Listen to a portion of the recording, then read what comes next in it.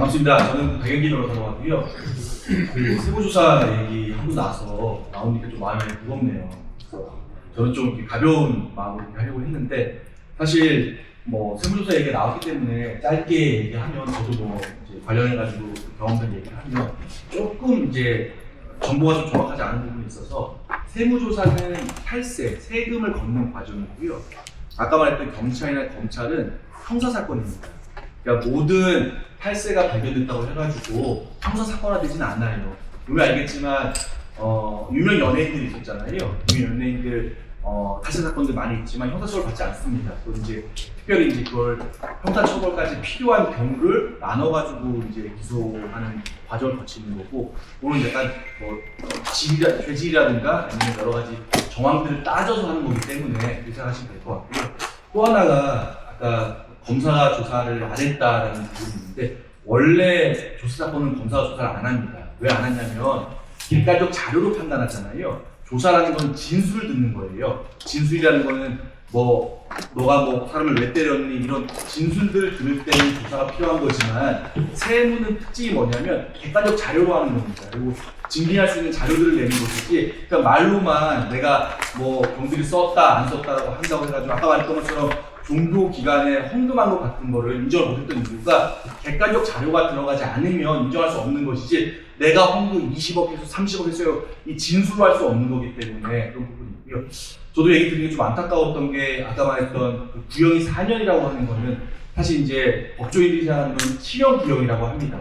보통 2년 이하의 구형을 하게 되면 검찰도 실형까지 나올 건 아니다. 그러니까 집행유예를 선고했으면 좋겠다라는 의지를 가지고 이제 하는 거고, 4년 이렇게 하게 되면 사실은 실형이 적당하다, 다른 어떤 정당한 사유가 없다라고 하면 실형이 나올 수 있다라는 전제를 보기 때문에 굉장히 그 위험한 상황이 아닌가 생각이 들고요. 또 하나가 선고기를 길게 잡아줬다라는 거가 재판부가 고민을 많이 하려고 하는 것 같지 아닌가라는 생각을 하셨는데, 사실 그렇지 않습니다. 세금 관련해가지고는 원래 선고기를 길게 잡아요. 그 이유는 뭐냐면 세금 내라는 뜻입니다.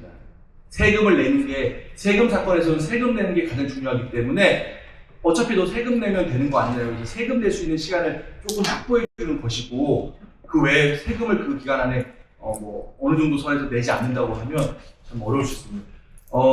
저도 이제 중소기업 하시는 분들 많이 이제 상담을 하고 거래를 하고 있는데, 그 형사 고소당하거나 형사사건, 뭐 민사사건보다도 세무 관련해가지고 굉장히 스트레스 많이 받고, 정말 한 회사가 순식간에 없어지는 경우가 많으니까 그런 걸 미리 생각하시고, 그리고 아까 말했던 것처럼 사건이 벌어지게 되면 순식간에 진행이 되고 내가 손쓸 겨를도 없이 그냥 끝나는 경우가 많기 때문에 뭐 준비할 수 있다라고 하면 미리 그런 거에 대한 염두를 좀 해놓고 그런 일이 없도록 하시는 게 중요할 것 같습니다. 그리고 대표님 힘내시고, 뭐 탄원서 같은 게 도움이 될 수도 있어요. 동종업계에서 또 탄원서 써주는 건 도움이 될 수도 있으니까 시간 되시는 분들 써서 도움을 줬으면 좋겠다는 생각이 듭니다. 저는 박영기 변호사라고 하고요. 2012년도에 사법연수원을 졸업하고 한 1년 정도는 법무부에서 일을 했고, 그 후에 한 12년 정도 구청에서 변호사무실을 지금 운영 중에 있습니다. 사법연수원 나온 사람들은 보통 이제 특정 분야의 사건을 하진 않고, 뭐 민사, 형사, 가사 이런 사건들을 다양하게 합니다. 특히 민사 쪽에 있어서는 저는 건축이나 뭐 인테리어 이런 쪽에 관심이 많았기 때문에 그런 소송들을 많이 했고요. 이렇게 아키데미랑 인연이 됐기 때문에 어떤 식으로 제가 도움이 될 수 있을지 모르겠지만, 뭐 회장님이나 부회장님 이렇게 얘기를 해가지고 앞으로도 이렇게 법률적으로 제가 서비스할 수 있는 부분이 있다고 하면 좀 도움을 줄 수 있도록 하도록 하겠습니다. 뭐 길게 할 건 아니고요. 제가 이제 인테리어 하면서 이제 어떤 소송들이 걸릴 수가 있는 부분이 있기 때문에 간략하게 그거에 대해서 설명하려고 하는데, 그냥 뜬구름 잡는 것처럼 그냥 강의하면 아무 도움이 안 될 거라는 생각이 들어서, 현재 제가 지금 진행 중에 있는 사건들을 가지고 조금 얘기를 하면서 어떤 이제 계신 분들이 어떤 아이디어나 이런 것들을 얻을 수도 좀 해보도록 하겠습니다. 지금 소송이 진행 중인 사건이고요. 원고는 당연히 인테리어 사업자이시고요. 피고는 레스토랑 창업을 준비 중인 사업자였습니다. 레스토랑에 대한 인테리어를 맡았던 거고요. 청구 금원은 전체 인테리어 비용은 1억 7,500원, 우리가 청구하고 있던 금액은 1억 7,500원이고요. 1억 1,000만 원을 지급해서 6,500만 원이 남아있는 상황입니다. 이 사건의 쟁점은 어떤 거가 있었냐면, 인테리어 공사 대금을 확정하기가 좀 애매한 부분이 있었어요. 그건 이제 차후에 설명드릴 텐데, 그리고 피고 측에서는 지체상금을 주장합니다. 그리고 피고는 당연히 공사에 하자가 있다는 주장을 하고 있고요. 이 사건이 다른 사건하고 좀 특이한 거는 최초 계약 시에 인테리어 공사 대금이나 준공일자가 미확정되어 있었습니다. 이 부분에 대해 특징이었는데 다음 넘겨주시겠어요? 이 사진이 좀 정확하지 않은데 보시면 아시겠지만 인테리어 굉장히 특이했습니다. 여기가 어디냐면 이태원에 있는 레스토랑이었어요. 근데 일반적인 회사나 사무실, 뭐 집 같은 인테리어를 했던 것이 아니라 이태원 특수성 때문에 약간 호러 분위기로 인테리어를 했으면 좋겠다. 그래서 이렇게 처음에 계약할 때는 의뢰인이 컨셉만 잡아놓은 상태였습니다. 구체적으로 뭐 어떻게 하자는 게 아니라 컨셉만 잡다 보니까 견적을 낼 수 없는 상황이었어요. 근데 의뢰인은 그 부분을 이용해서 이제 뭐 분쟁이 발생하게 된 것입니다. 그 계약서를 잘 쓰실 텐데 표준 계약서라고 있는데 보시면 아시겠지만 굉장히 단순합니다. 그럴 수밖에 없었던 이유가 아까 얘기했던 것처럼 컨셉만 잡혀있고 실제 구체적인 공사 내용이 없었어요. 그래서 공사 장소 그리고 공사 시작을 언제 한다라는 것만 정하고 준공일자도 결정이 안 되어 있는 상황이었어요. 돈도 1억인데 부가세 포함해서 1억 1천만 원으로 계약을 하고 상대방은 이 분쟁이 생겼던 이유는 1억 1천만 원을 전체 공사 대금으로 주장하고 있기 때문에 분쟁이 생기고 있는 것입니다.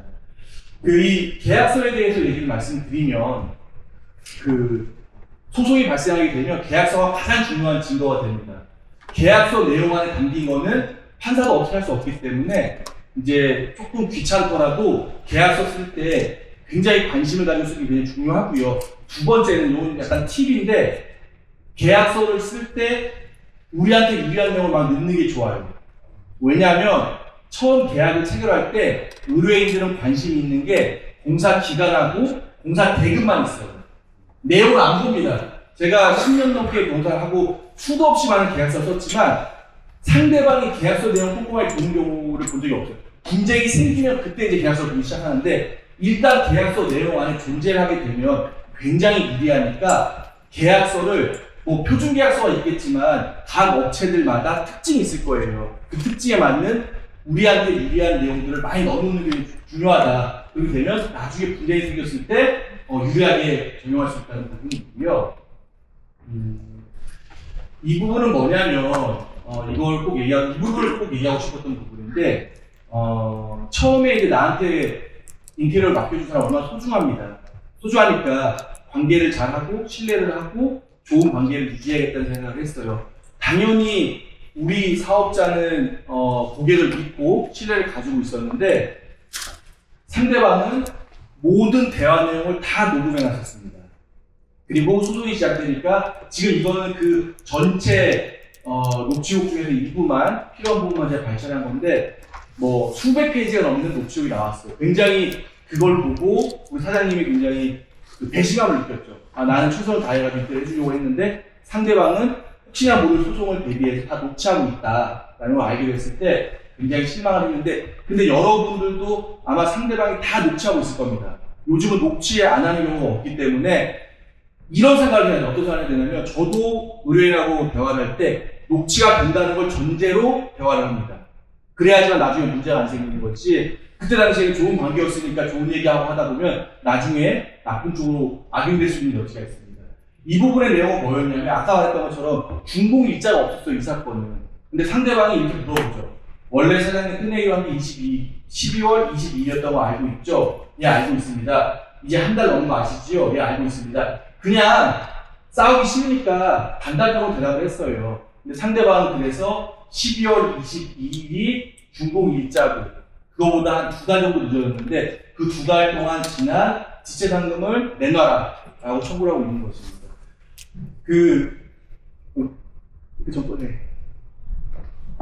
이런 얘기 하나 더 얘기하고 싶은 게 이렇게 녹음하는 걸 불법이라고 오해하는 경우가 있습니다.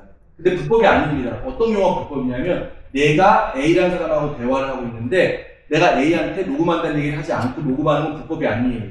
내가 A랑 얘기를 하고 있는데 옆에서 듣고 있던 B가 몰래 녹음하면 그게 불법인 거예요. 그래서 내가 다른 사람하고 대화의 당사자인데 내가 그 사람한테 나 이거 녹음하고 있어라는 얘기 할 필요 없이 그냥 녹음한다고 하더라도 다 증거 능력이 있고 이런 것 때문에 패소하는 경우가 굉장히 많습니다. 그러니까 좋은 관계를 유지하는 거하고 내가 법적 피해를 입는 건 다른 얘기이기 때문에 항상 얘기할 때는 녹음된다라는 생각을 가지고 행동하셔야 될 필요가 있습니다. 다음. 이건 카톡인데 이 공사에서 어려운 게 아까 처음에 얘기했던 것처럼 공사 대금을 확정할 수가 없어요. 최초 계약에서는 1억 1천만 원으로 계약을 했는데 1억 1천만 원 계약을 했는데 여기 보면 이게 어떤 거냐면 거의 공사가 끝나갈 무렵인 12월 28일에 이렇게 견적서 하나 보냅니다. 근데 상대방은 그러니까 분쟁을 일으킬 생각을 가지고 있었어요. 왜냐면 아무런 말이 없어요. 이걸 인정한다는 얘기가 없잖아요. 사실 이랬으면은 이 사장님이 조금만 영리했다라고 하면 말을 달았어야죠. 사장님 견적서 보셨죠?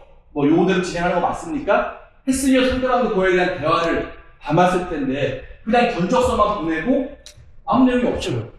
그럼 이걸 인정했는지 아닌지 뭐 알 수가 없는 거니까 그냥 불리합니다.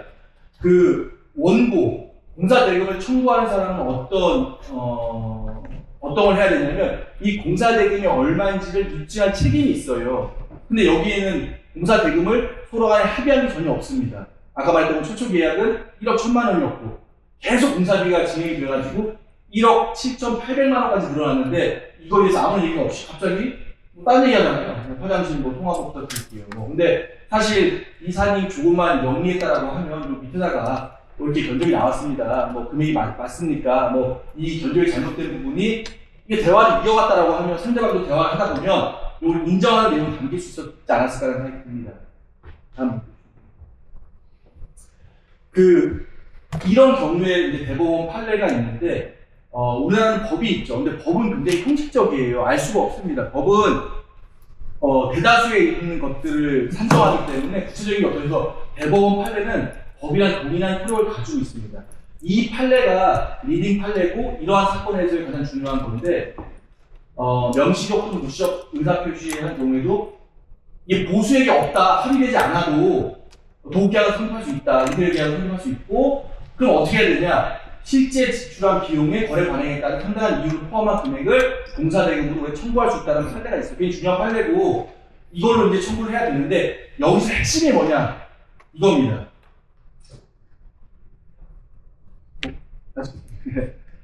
실제 지출한 비용을 우리가 입증을 해야 돼요. 근데 이게 없는 경우가 굉장히 많아요. 아까 말했던 것처럼 인건비라든가 이런 것들은 입증할 자료가 안 남기는 경우가 있는데 이게 입증이 안 되면 사실 공사대금 청구하기 쉽지가 않습니다. 그렇기 때문에 이런 판례가 있다. 그리고 공사대금에서 문제가 발생하는 경우에는 실제 지출한 비용을 우리가 입증할 책임이 있다는 것을 꼭 아셔야 될 것 같습니다. 다음. 이 사건도 이제 원고는 인테리어 업체였고요. 피고는 스크린 골프 창업 준비 중인 사업자였습니다. 스크린 골프장을 하나에 열었던 건 아니고 두 군데 뭐 철거 뭐 이렇게 해가지고 굉장히 공사가 많았어요. 그리고 전체 공사 대금은 10억이었고 미지의 공사 대금은 한 4억 정도 됐습니다. 그리고 이 사건의 쟁점은 인테리어 공사 대금을 이것도 역시 확정하기가 쉽지 않았습니다. 그리고 원고 실제 지출 비용이 산정이 불가했다. 인건비는 뭐 그냥 자기는 지급했다라고 하는데 지급한 내용이 남아있지 않았어요. 그래서 사건의 특이점은 두 분이 굉장히 오랫동안 알고 지냈던 사이여가지고 계약서가 존재하지 않습니다. 그냥 전체를 구두계약으로 진행을 했습니다.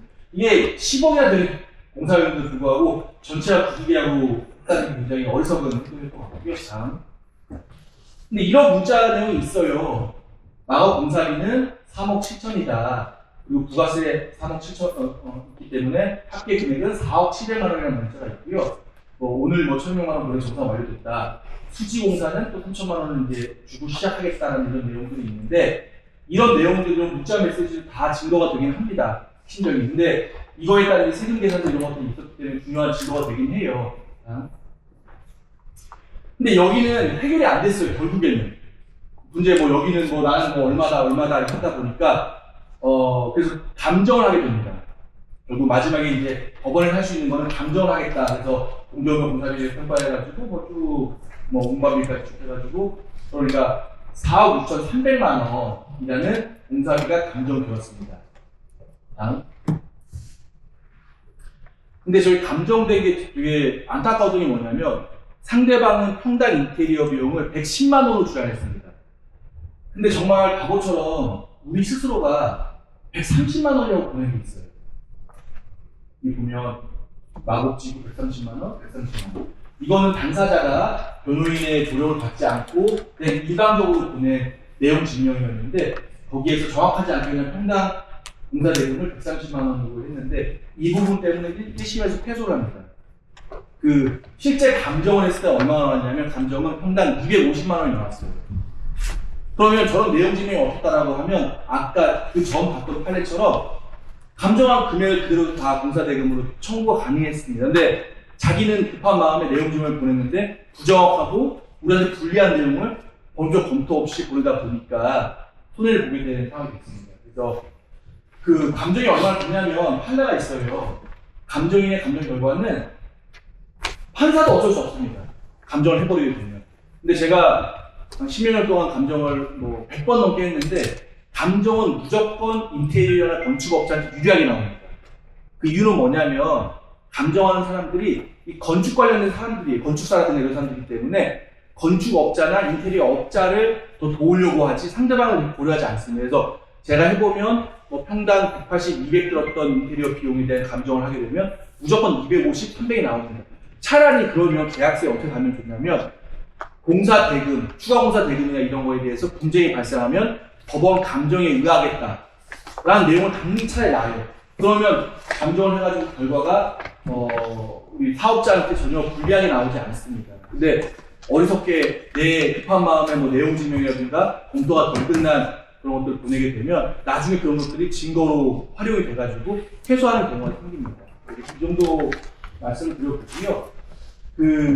아마 다들 이렇게 옆에서 알고 지내는 변호사도 있을 거예요. 그래서 결정을 한다든가 뭐 그런 걸 할 때 짧게라도 전화를 해가지고 내가 이런 결정을 하려고 하고 이런 판단을 하려고 하는데 이게 뭐 어떻게 하냐라고 이렇게 물어보면 뭐 아는 변호사라고 하면 간단하게 얘기해 줄 거고요. 뭐 그런 변호사가 없다라고 하면 제가 회장님하고 의논해가지고 홈페이지 배너나 이런 걸 달아가지고 저한테 연락할 수 있는 방법을 만들 테니까 저한테 연락을 주시면 아킬의 회원이라고 하면 제가 성심성의껏 어떤 제 의견을 전달해 드릴 테니까 그렇게 하시면 될 것 같습니다. 그러니까 아무쪼록 경기가 좋지 않은데 다들 힘내셔가지고 내년에는 다들 좋은 성과가 있기를 기대하겠습니다. 감사합니다.